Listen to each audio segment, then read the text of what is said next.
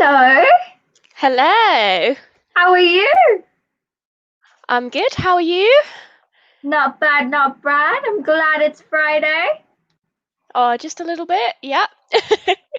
It makes the celebration even more because it can go on to the weekend.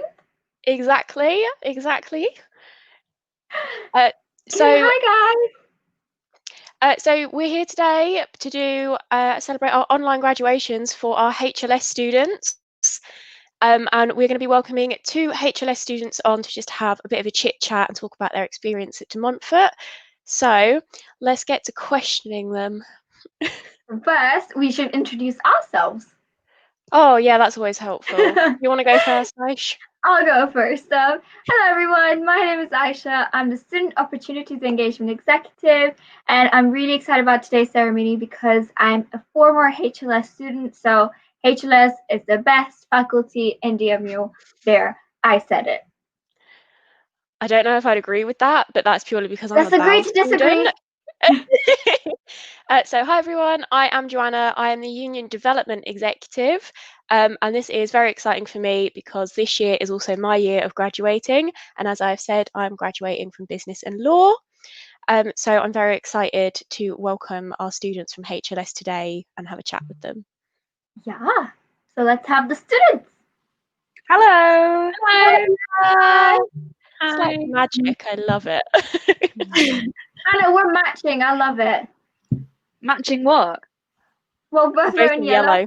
Oh, yellow. Yeah, I didn't even notice. We didn't get the memo.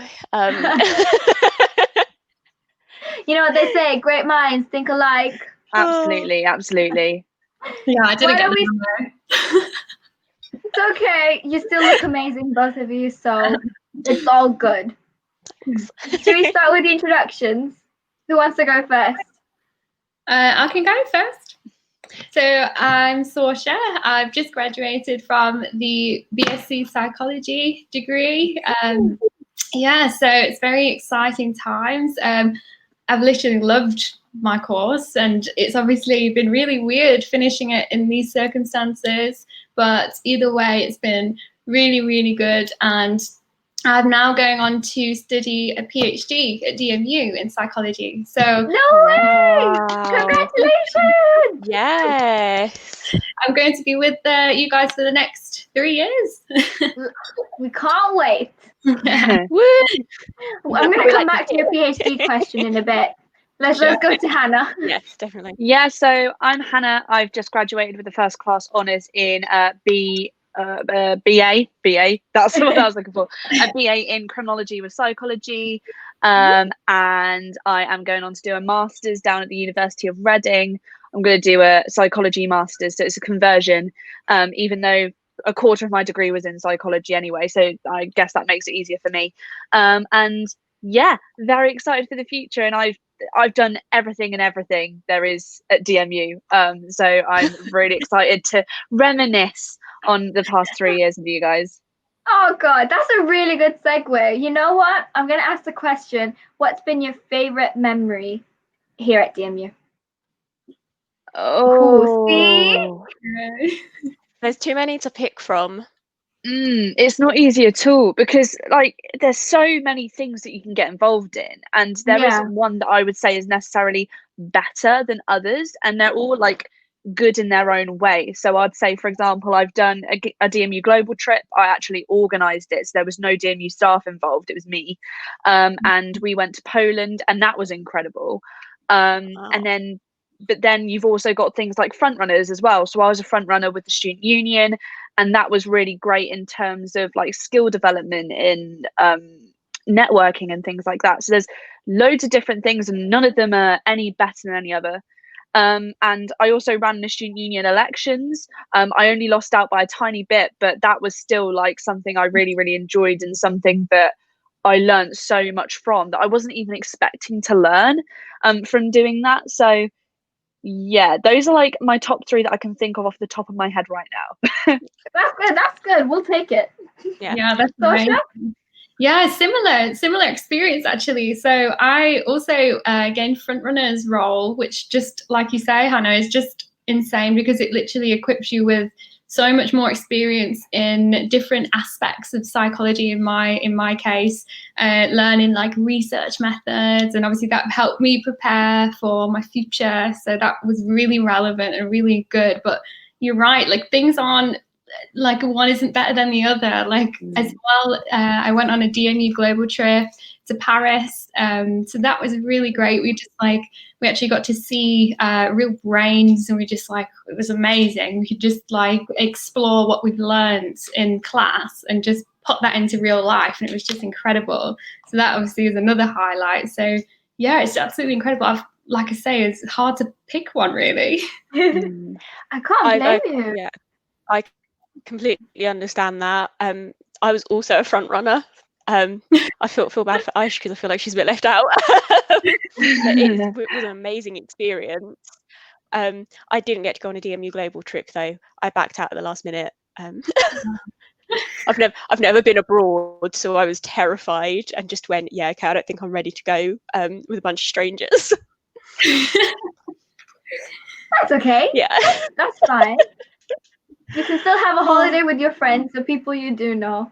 But I really did enjoy a DMU global trip. I didn't go to any except for my final year, and I went to the one in New York because I had my eyes set on that from first year.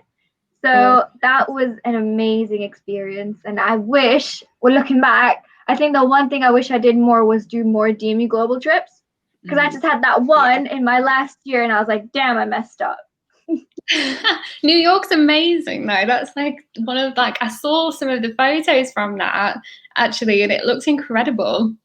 I'm really I think we were the final year to go into a New York trip, and I'm really, really glad that I actually went up. I was pulling a bit of a Joe. I was gonna pull out last minute, but like my friends were like, no, you're gonna do it. Making memories, final year, because a lot of my friends were international students, so they were gonna go away back home, and I was probably not gonna see them again for like a very long time, and it was like the moment that really, really made me, in terms of like I became completely different when I came back. And I know it's weird and cliche to say, but it really is one of those experiences that really changes you forever. And I think like going to DMU and having all of these experiences make you a different person completely. Like my whole time at DMU, I wouldn't say I'm a totally different person, but I would say that I've had so many experiences that have developed me as a person, which is, what happens in life. But the opportunities that you're given at DMU is kind of second to none, really. They're very, very different to what other universities can offer.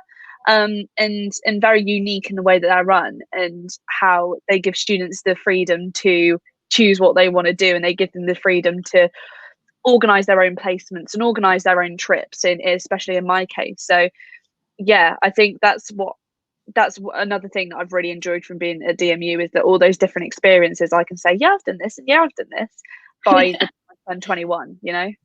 I couldn't have worded it better myself. And when I think of DMU, I think it's a perfect balance between support and freedom. For example, they'll give you the support and the freedom to go out and, like you said, do your own initiative. But if you're ever in a pickle, you know they're right there behind you. You know they've got your backs. So I think like being at DMU for myself has been a lot of opportunities for my personal growth, to do it in a very safe environment where it's okay for me to make mistakes. Where, because I have supports to kind of be like, okay, let's try it this way, let's try it that way. So it's kind of really, I would say from my personal experience, that it's really changed me as a person. I'm a lot more confident, more independent than I was prior to DMU, scared of starting this new chapter called university. But I couldn't have wished for a better place. That's amazing. I always feel like sometimes it's often overlooked how much university can actually help you develop, not just like academically, but personally, because a lot of people, you know, seem to think, you know, you don't have to go to uni to get like a really good job or something. And I thought that too. And that's partly true, but also I underestimated how much university actually teaches you in personal development. So I completely agree with that. No, I was more, I Definitely. think I was more sheltered to the fact that university can be more than just a degree. Because before coming to university, I was like, okay, yeah, I need to focus on my degree. Like, that's what I'm here for. That's what I'm going to do. Go to my lecture seminars, leave. But I didn't realize that we had all these different opportunities to kind of help along with the degree. And I kind of missed that out on my first year. My first year, I was very much that student that would go to my lectures, my seminars, my classes, go to library, do my work, and leave. Whereas in second year is where I became more involved, and the more I got involved, the more I became, you know, in terms of like self-development, it just increased. And that was a big misconception I had. So when everyone going to uni, every time I'm asked to give advice, I'm like, try anything that interests you, because you're never gonna get that opportunity in like one big bubble at the same place at the same time. Yeah. And it's a massive misconception as You just well gotta go that for it, I like think. your course is the only thing that you get out of university. Like, you're there for your course and that's it. And that's a huge misconception that people have, is that when you do go to uni, you've got societies, you've got placements, you've got trips, you've got learning how to cook, like just simple things like that. And I was really, really relieved that I noticed that as soon as I went to Freshers' Fair and Activities Fair at the start of the year, when I saw the amount of things that you could be getting involved in, I was like, oh, okay. And that's how you get the most out of your university experience. Not just, I mean, it's great if you've got a first class degree, but then an employer might look at your CV and another person's CV who also has a first class degree, but they've also got those skills and like leadership from leading a society, or time management from doing a placement, and they might choose that other person over you. So DMU give you those opportunities to get those skills, get those experiences, and something to talk about in interviews as well, which I've really found really useful. So I'm not scared to go into an interview because I know I've got that backlog of experience to go, we could talk about this. So it comes in handy so much, because it's almost like it's good bragging rights, the amount of interviews I've gone into, and they ask me questions and I'm like, oh my god, I was like, I've got things to talk about for this and this, and if I hadn't gone to De Montfort, that would not have happened. Like much like the two of you, I've gotten involved in so much, and you just don't realize, I think, the impact it has on you. Yeah, I think that's a very good point that you made, Joe. Like at the time, it just seems like a fun activity to do, or something to, you know, help you stress less, or something to get involved in. But when you reflect back, it's actually all the time and effort you put into it is kind of giving it back to you in a way. Definitely, yeah. Speaking of, how are you guys finding life after finishing your degree? Ooh, that's like it's really weird because we had specifically like a module for employability, for example, and they were like really frank. They said, when you finish your degree, this is pre-COVID, so we were all like getting ready for the normal end of the degree, really. And they told us in the lectures, it's quite anticlimactic because if you do your last exam and then that's it, you finish, that's uni done, and you need to look for things to do afterwards and stuff like that. So luckily that helped everybody to prepare to go on to do something, whether it's either just volunteer work for now or work or another degree, to be able to look forward to something else. And that is so important, I feel like, just to build a pathway for you. So I'm looking forward to starting my further study. So I've just got notes everywhere, my whiteboard is full of stuff, just preparing for that now. So I'm still in study mode, really. Oh, That's wow. really That's funny. going to take a while to get out of. Yeah, I'm constantly reading, writing. Another 3 That's years really of funny how they said that it's anticlimactic, and that was in normal life.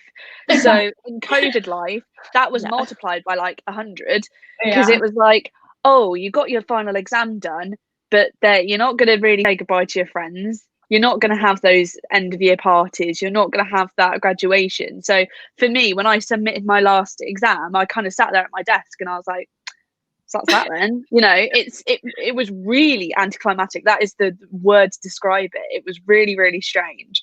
But now I think the reunions that we have after this is all over, and when it is safe to do so, I think they'll be all the more exciting to see people again, because we got suddenly taken away from them. But when it comes to, I don't know, whenever it will be, January, let's say, for example, it will be so good to see everybody in that sense. And yeah, it's just been really, really strange. But I kind of like how the world has suddenly slowed down, and that we can take time for ourselves and really think about what we want to do. Because I feel like if we were in the normal world right now, I think I'd feel a bit rushed to get stuff done.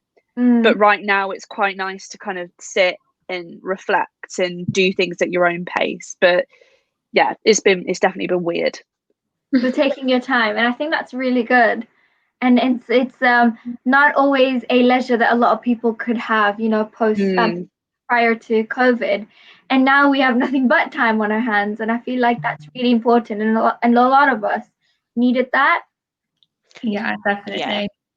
I think it makes leaving university, I mean, we will talk about, post-uni blues and things. But I think, Hannah, you're right. It's really nice to have that time to sit down and really think about what you want to do. There's no rushing to be like, oh, I need to go and do a master's, so I'm doing something, or I need to go and grab the first job so that it looks like I'm doing something. Because I think another misconception with uni students is that people think we graduate and then we end up not really doing a lot with it. And you're sat there going, no, most people, when you graduate, you're only in your early 20s. We need time to think about the last 3 years and what we really want to do with it. I freak out because, I took a gap year and I don't feel ready for the real world. The people that are my best friend graduated and she was only 20. And I just kind of looked at her and I went, oh my God, you're still a baby. What are you doing? No, I think it's been a weird year for everyone. Speaking of what's teaching been like, obviously, I don't know how much it was for you guys, but it was kind of like March when the whole lockdown started and we were told to go back home. So what was it like, online learning? As one thing I can't relate to. I mean, I can talk about working from home. That's all I can do. Trying to do exams online, trying to learn online and lectures online. How has that been for you guys? Hannah, do you want to go for that? Yeah, well, I think Zorsha would agree with me because we both do psychology, so we both were doing the psychology exams. I thought that they were absolutely fantastic. I actually I thought the way that they decided to do them in the 24-hour slots, and you can take your own time with it, and it was online and on one Word document. They made it as simple as they could, and that actually took the pressure off. I'm not very good at exams. I never have been. And I've always been better at coursework, and the way that this has been set out, it's kind of like doing another piece of coursework, but I've got to do it in a day. which I have done many times before. So yeah, I was really, really impressed with the way it was done. When we first like started to know that this is all going to happen and that teacher would have to stop, I went to one last seminar, and I thought it'd be really busy with people going, oh, it's our last seminar before we all have to go home.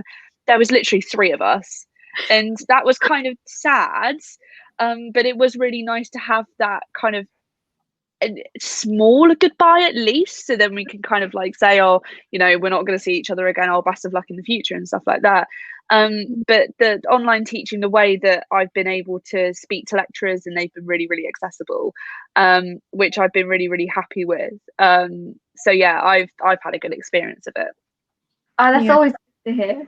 Yeah, I agree with that completely, especially the exam being over 24 hours. Like, I found myself, normally you get like 2 hours or, you know, even 1 hour in the normal circumstances. But because we had 24 hours, I was sat like for like 8 hours at a time on the exam, just like giving everything. Yeah. So that was so different. And I felt like I'd had like a full day of like physical activity. I was so tired after each exam. And so, but it was fantastic because it did allow you to go at your own pace, obviously, and actually really go for it and go into detail. I mean, I was on Google looking at things if I needed to, and like all the lecture slides are available. Obviously, that's helpful. So it was really, it was really good. And I think we had, I don't know if you had this one, Hannah, but we had an exam that was a multiple choice question style exam, and that was the only one that was actually timed. So it would be like a normal exam, but we were just sat in bed doing it instead. So that was interesting because you actually did have to know everything. It's like a minute per question. So that was interesting. Oh, wow. Honestly, I am so jealous of you guys for having the opportunity to do that, because I'm very much similar to Hannah. Like, I'm better at coursework than I am in exams, and the whole exam stress and pressure, just, you know, like you mentioned, it's like it's not 2-3 hours, it's actually 24 hours, and you can pace yourselves and stuff.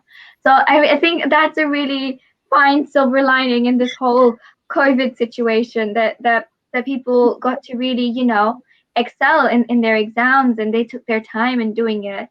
And I'm really happy for you guys and a little bit jealous. Just a little bit. I think it's really important in times like this when people have been really struggling. I think it's really important to find those silver linings and think about, you know, the whole slowing down of life, doing your exams online and things like that. It's really important to dwell on those good things. So yeah, I guess the class 2020 has kind of been lucky in some ways, but unlucky in quite a lot of others. So I think we can put a positive spin on it though, and I think that's going to be the most important thing. And I think something I take away as well, Laura, our academic exec, in the poem she wrote, it really hit me because she said, you know, we remember as the COVID year. Mm-hmm. Oh, what happened? No, carry on. Your internet's just going, but carry on. Oh, okay, yeah. You all did vanish for a minute. Sorry. But yeah, she said we won't be remembered as the COVID year. We'll be remembered as the year for resilience and things like that. And I sort of sat there and went, she's really right, actually. Put a positive spin on what's happened to us this year. You know, in a few years' time, hopefully we'll be able to look back and go, you know, it was a blip, and you know, it's led us to do all these other amazing things. No, I think both you and Hannah are absolutely correct. It is finding the little positivity in every day, little silver lining, and just kind of carrying on, because I think that's what's getting a lot of people through. I know that's what's getting me through. For example, everything being online, the silver lining I got from that is accessibility. So a lot of people are accessible to do a lot of things from the comfort of their own bedroom. Like you mentioned, Sosha, like you can do multiple tests in your bed. And I think that's one thing that we just we want to make the most out of. Like, we trying to reach the students that were never, you know, available, or commuting students or anything like that. So I love a good silver lining. I'm such a sucker for those type of things. No, yeah, absolutely. But going forward as well, like, I think it shows us that we can do these kind of things now. And when it comes to, like you said, accessibility, adaptability, that we can actually do all these things online. If something was to happen, we can do all this, and we can do it, and we're doing this together. Wow, cliche, but it is true. So yeah, like I'm trying to stay positive throughout all of this, and I'm really excited for when we do actually get to have this graduation and we get to all see each other again and celebrate the fact that we made it through and we were adaptable and we're able to talk about it in interviews. So there we go, more employability. Oh my god, great takeaways. I'm here for it. I'm here for it. Especially loving life. This is brilliant. Yeah. Oh. Carry on, John. I was going to say, we'll backtrack. We spoke about quite a lot of what you guys got up to at uni already, but let's incorporate what our lovely Aisha does as her role. What societies were you guys a part of, if any? Like, what did you get up to? Who wants to go first? I was part of the Psychology Society. Also, I think I joined that in first year just to because I didn't know anybody. And I was like, right, that seems a good start. I'm studying psychology. I'll join the Psychology Society, which was really great because obviously there's like a whole little group support network, if anything, and that's what I really used it for. I didn't necessarily go on like social events, didn't really make it to them, but I really liked that there was a support network that was just like everyone bounced ideas off each other, and it was really nice. And also I was like, I need to keep fit because I know I'm going to sit and like do nothing. So I went and joined netball, the netball team. So I did a little bit of that in second year. So that was just like something nice to keep your brain active and like your body at the same time. So yeah, I enjoyed that a lot. Oh my god, healthy body, healthy mind. I'm here for it. Yeah, no, I love that. Like you say, it's good to find something just to keep yourself active. Like, I think it's really important. I used to try and force myself to go to the gym. Didn't always work, especially if there was a tub of Ben and Jerry's in the freezer. But every now and then I'd make it. Hannah, what about you? Yeah, but I've got a different question for Hannah because I know her quite well. What is something you haven't done, along with you have done? I mean, that is true. That is very true. I was going to say the club and societies one for me is a huge one. So I've kind of I've dipped in and out of a few. So first year was I wanted to try and keep fit, same as you, Saoirse, and I went along to pole fitness for a year. And I also joined the music society in my first year, and I was in their committee for second year. And then third year came around and I was like, I want a bit of a change. So I joined Demon Media. So I presented on Demon FM, and I did that every week, every Friday. Oh, thanks. Yeah, I did that every week. And now that's actually completely changed what I want to do in life. When I first started uni, I wanted to join the police, be a detective, whatever. But now that it's completely turned on its head, and I want to work in the radio industry, which is mad. So the experiences and the clubs and societies can really change what you want to do. And then also in third year, I was in the criminology society as well. So like Saoirse said, it's really, really cool to be part of an academic society so that you can bounce ideas off each other, be there for support. I was my course's course rep, so that being the education officer in that society was a really great way of me getting in touch with students. And then finally, I was the chair of the Ambassador Society, which is a society I founded in May 2019, and that is actually going ahead for next year as well. So a whole new team have taken it on, and I couldn't be more proud of them. And yeah, just another great way of networking and making friends and relaxing outside of your studies. So yeah, a lot has been going on. Amazing. Oh god, I love that. I love that you've lived your best life at DMU. There you go. Hannah has officially, she's gone for it. What did you say there? Your internet cut out. I didn't hear that.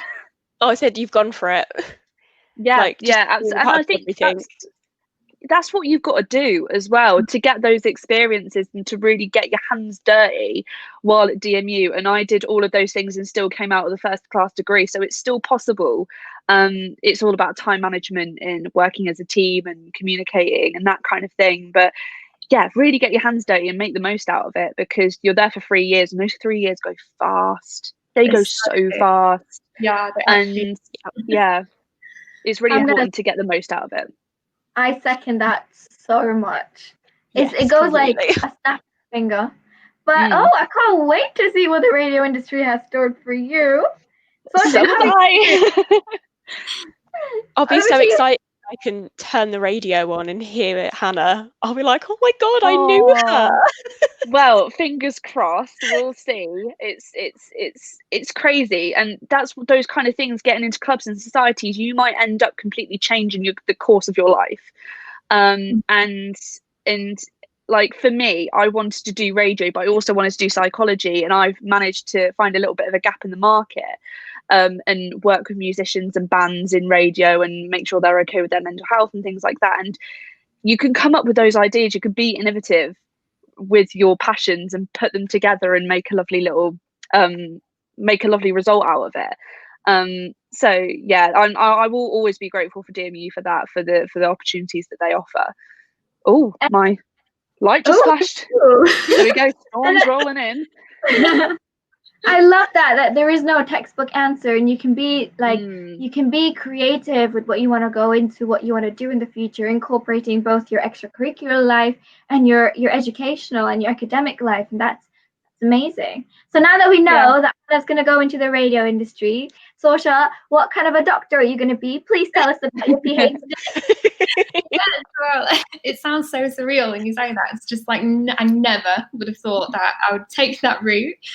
But as Hannah said, the extracurricular activities actually is what inspired me to progress in academia. So as part of our employability module in third year, we had to do a certain amount of hours of volunteer work. And I found a charity called Warning Zone that is incredible. So they teach you how to teach young kids about like being safe online and, you know, these different things that can happen, because they're all so proficient online and they're playing games and like talking to each other. So they're like 10 and 11 years old and they're all got Snapchat and TikTok and all of this. So they teach you how to, you know, teach them to be safe. So I did that, and then I saw the effect of social media and what it had on children, because they were talking to me about it. And they said, you know, I don't sleep all night. I stay up all night and I'm on social media. And I thought, God, that must really affect their like well-being. Yeah. So it actually is what inspired me to choose a topic for my dissertation in final year, because I was seeing that. And then luckily, like the support of the psychology staff were like, yeah, go with it. Like there's a real gap in the literature for that kind of thing. So that's where that started. But then I got some I got a first for the dissertation, and then the feedback for that was, you know, this is worthy of PhD. You could take that further, and I didn't even know it was possible to like go from my level to PhD.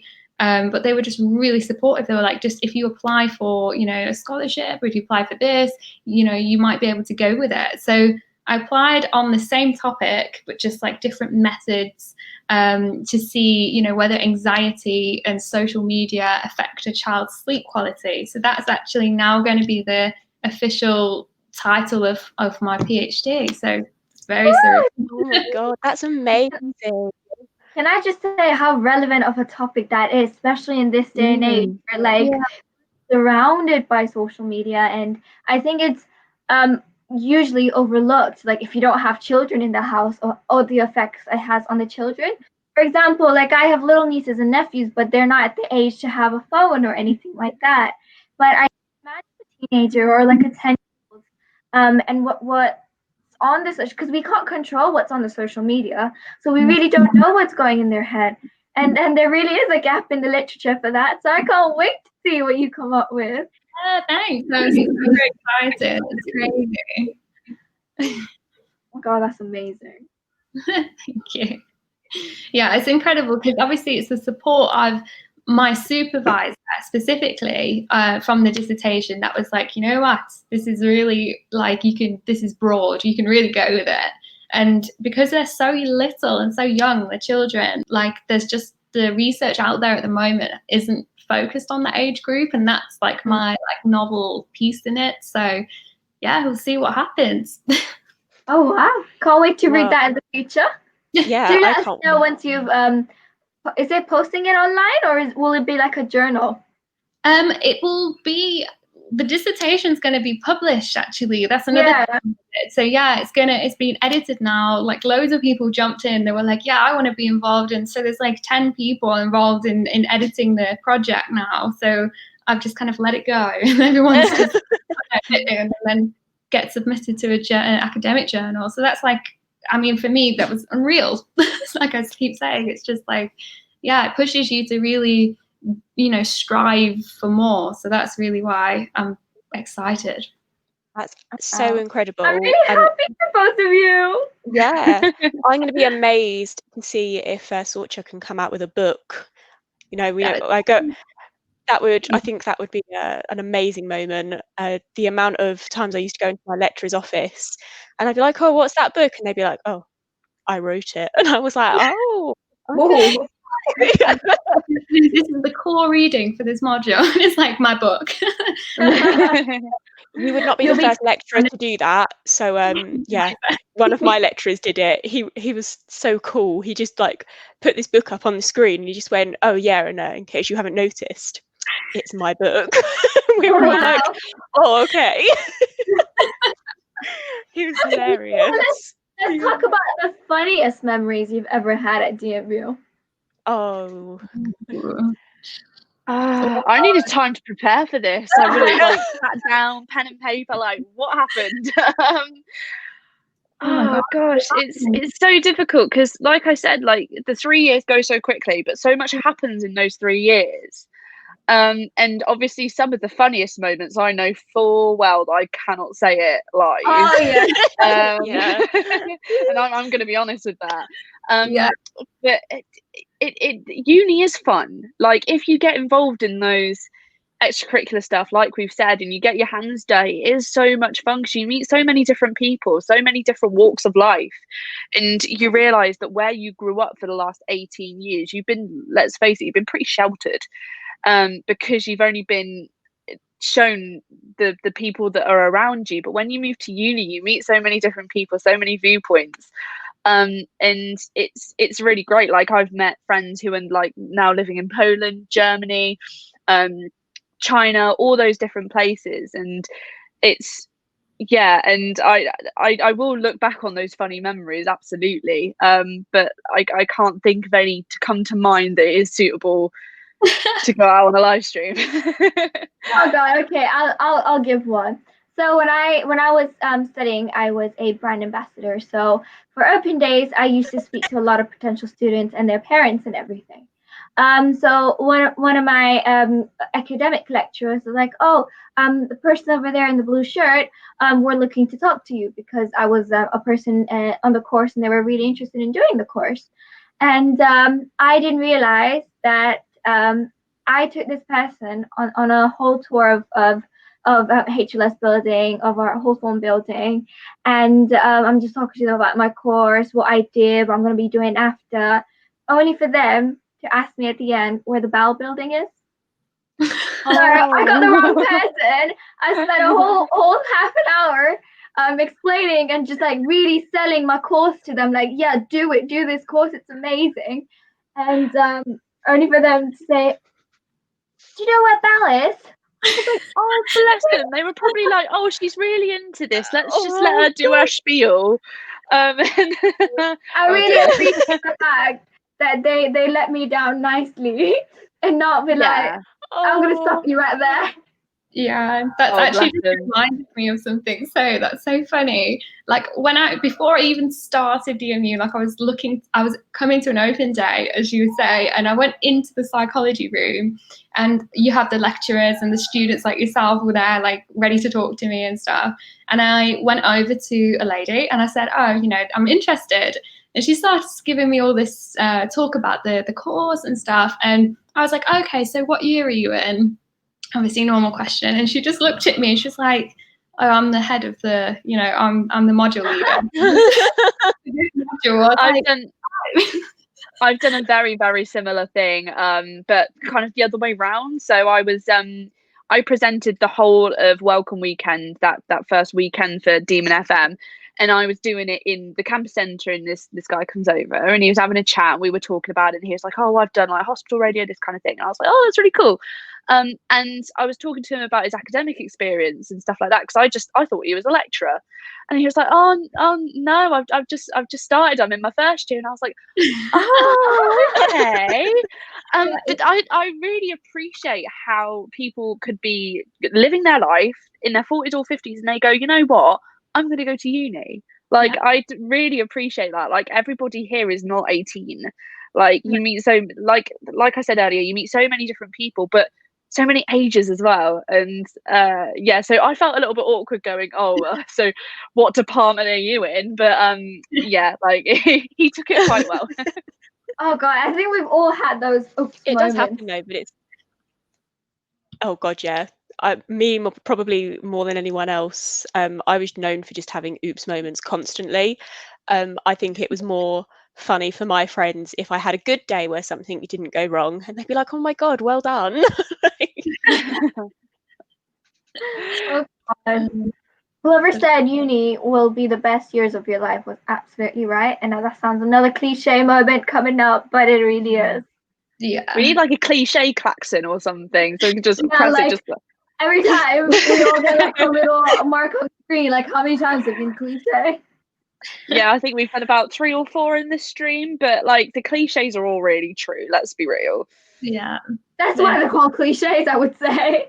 Yeah. Oh god. Let's take it back a bit. How were you feeling before you even started the course?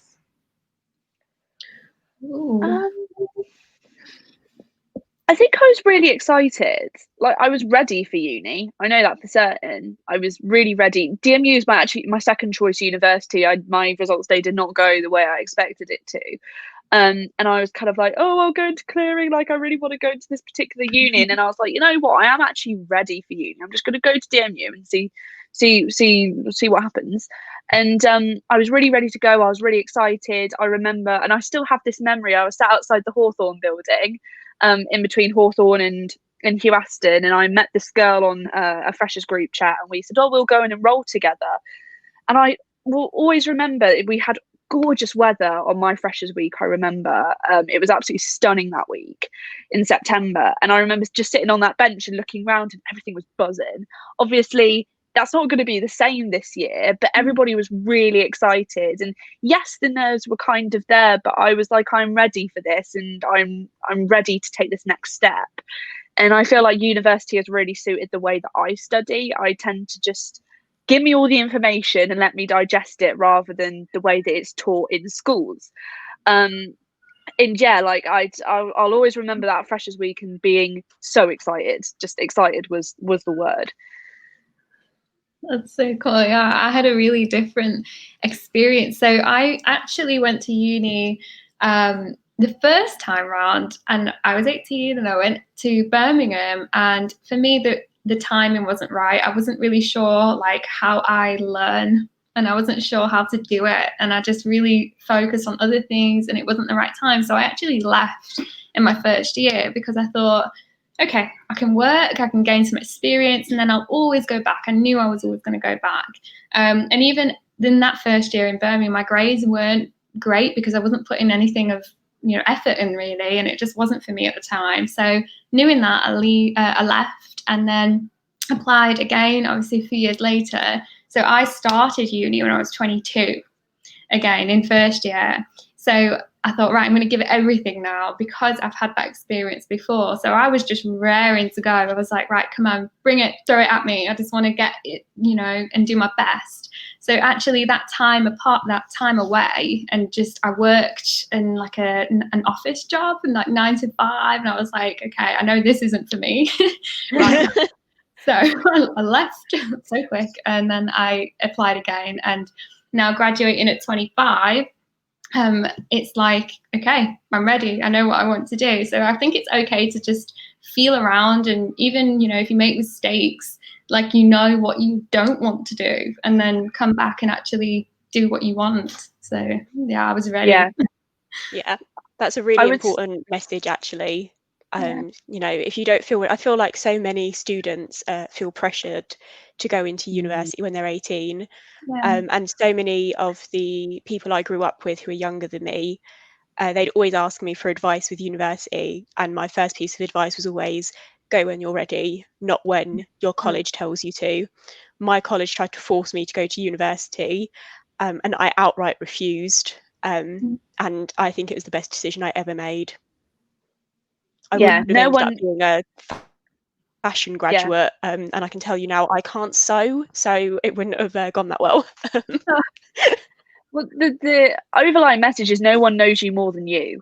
And you know when you're ready, and you know what is best for you, and that's really important, knowing when you're ready, and also knowing, because for me, I'm the kind of person, you throw me into the deep end and I'll learn.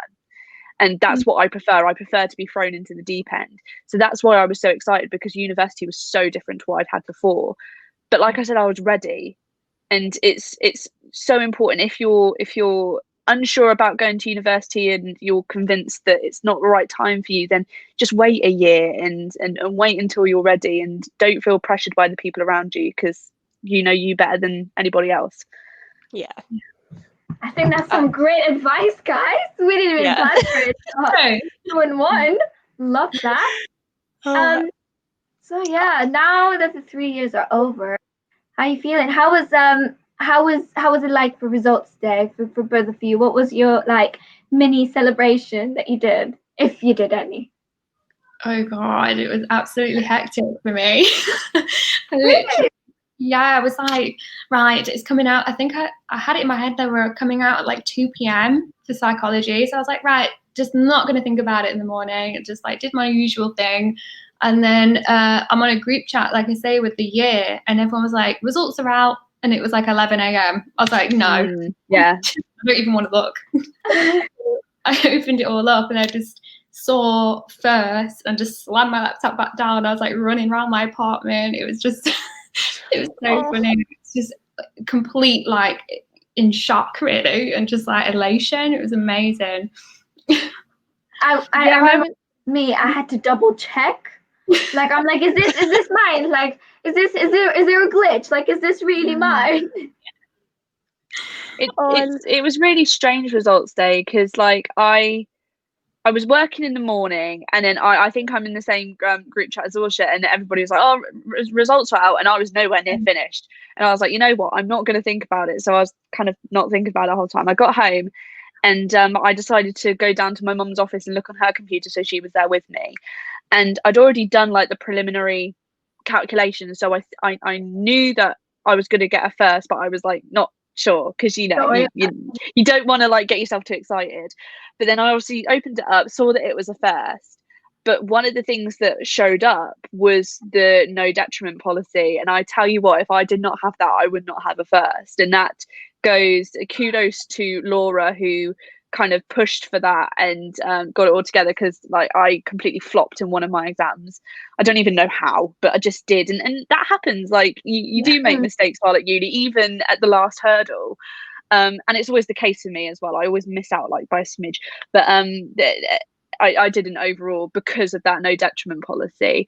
But yeah, I didn't really have any celebrations. I think I'm going to leave the celebrating until I'm with my friends, because I think that's the best way to celebrate, with the people who you care about. Yeah, I'm waiting to do the exact same. I got my results. Literally, I didn't time it very well. I was back home with my family at the start of lockdown. And then when things got so much better, I came back to Leicester. That was a really good decision on my part. So I got my results, and it was just me and my housemate. And I kind of looked at her and went, let's do this when there's more people here. I was like, we'll really get our teeth into it then. Yeah, absolutely. No, I think that's amazing. But still, it doesn't matter. you can still celebrate it. Lockdown's easing a little, so more and more opportunities to, do it with close, intimate people. And soon, very soon, we'll be able to celebrate it all together. Woo! Can't wait. I can't wait. Literally. Oh. So I wanted to ask you guys, we've spoken a lot about, and you've given some amazing advice. If you could go back in time to your past selves in first year, what piece of advice would you tell yourself? Ooh, that's a good one.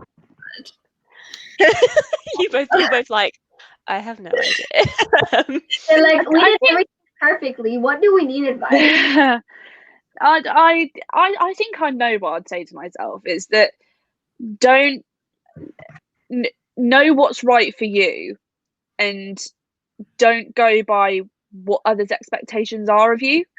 Because in my second year, I had a massive dip in my mental health, like not good at all. And thankfully, I had the people at DMU, the wellbeing team, to kind of talk to and realise that it was actually mental health and it wasn't me just being pedantic or anything like that. There was actually an issue there. And the person I spoke to, I think her name was Linda, she was fantastic. And yeah, if I was to go back to my first year, I would say don't go by what you want to do. Most of my mental health issues was to do with what I thought other people thought of me. And now I'm 21 and I've graduated. I don't care what other people think of me because it's my life. and that's really, really got me through. And it's made me realize that the people who are around me and the people who I choose to have in my life are really, really valuable to me. And obviously being away from them in COVID has only made me realize that even more.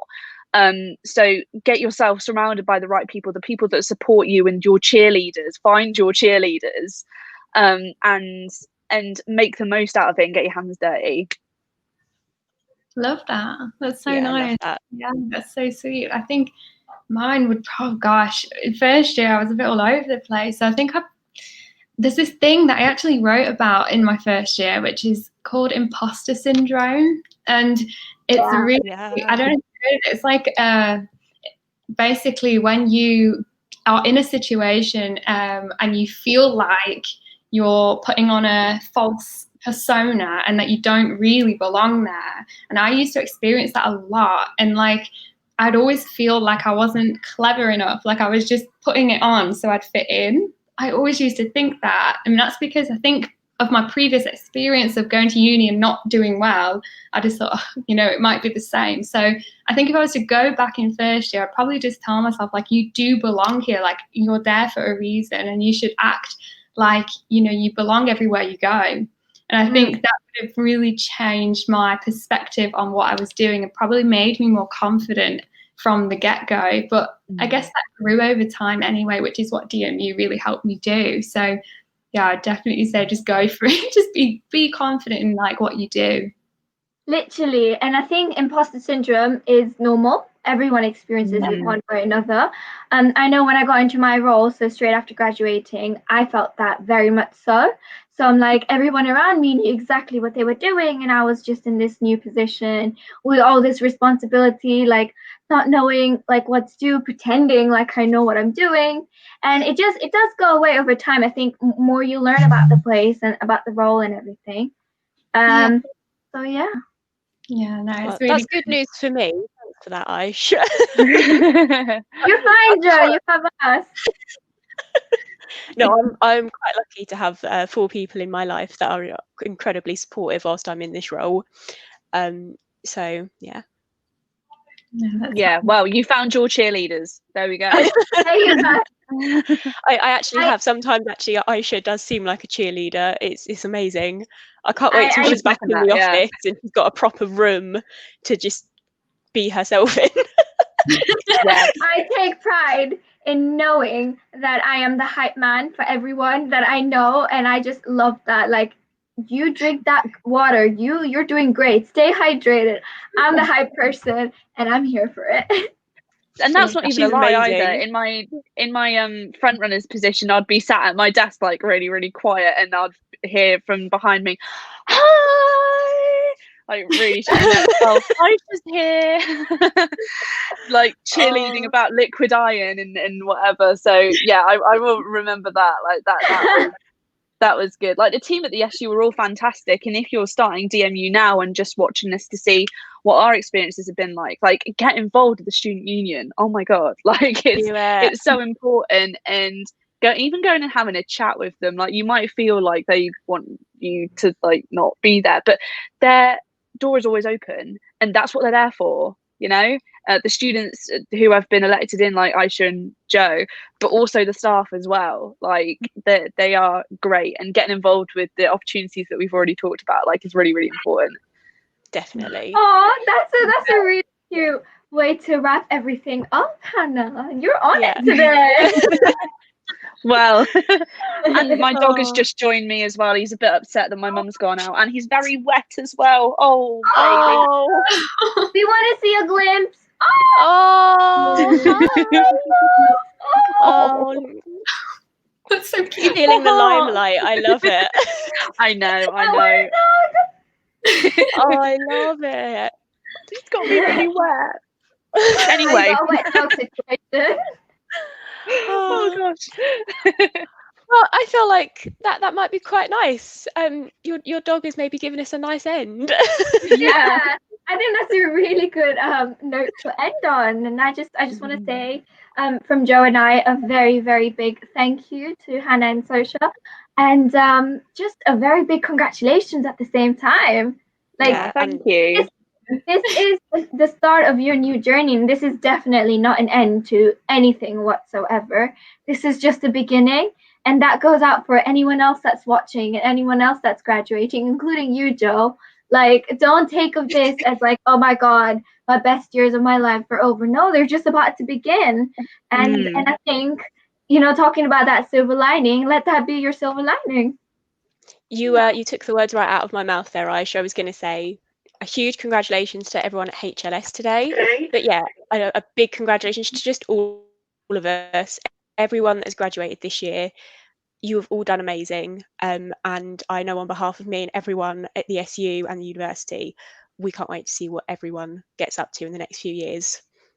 And we're also very proud of you for getting through all of this and like finishing your degree, your exams in the middle of a global pandemic, guys. Like, that's amazing. And you will go down in history as the strongest year group with the most resilience. And yeah, I will copyright saying that. Amen. So we wish you both very best, DJ Hannah, or should I say radio? Is it RJ Hannah? No, I'm not too. No, I think it is disc jockey. Yeah, but that's who knows. Well, Hannah on the radio. Good luck. And good luck, Doctor. We've got a DJ and a doctor. Yeah. Amazing. Thank you. Thank you so much. Thank you for having us. Thank you both. Doctor.